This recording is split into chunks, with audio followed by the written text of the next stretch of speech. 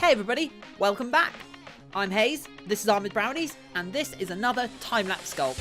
This is actually a time-lapse of a sculpt I did on stream yesterday. This was an idea put forward by somebody in chat back when I was doing Undine as a sculpt, because let's keep a theme of Undetale.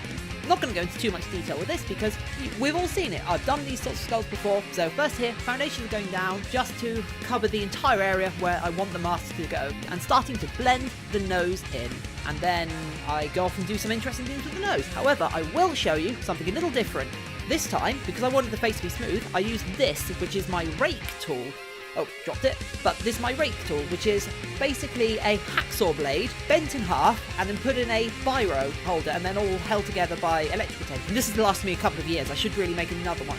But you use that to just scrape the top of your clay, and it takes off the top, makes the whole thing a lot smoother, and you get a bit of a nice surface that you can then use your fingers to smooth down, so you can get a nice smooth surface. Here's where I start adding in the actual difference between the 3D model.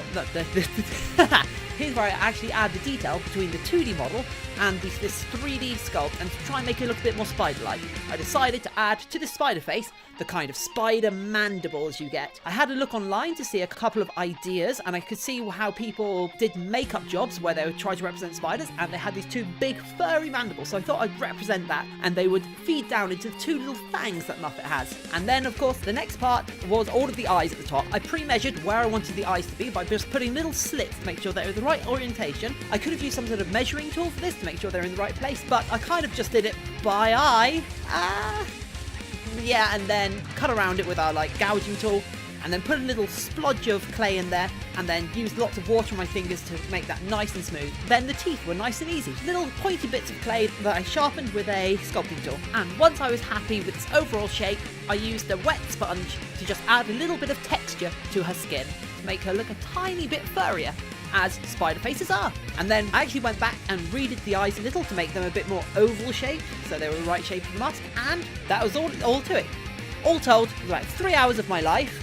I left it to dry a little and then went over it with some grey spray, which actually makes it look a little, which ties it all together a bit and gives you a better view of it here. And now I've just got to see the mould making of it. But you've seen mould making for masks like this in other videos, so I'm not going to bore you with that. Hopefully in a couple of weeks time you'll see a painted up copy of this on either my Facebook or this channel.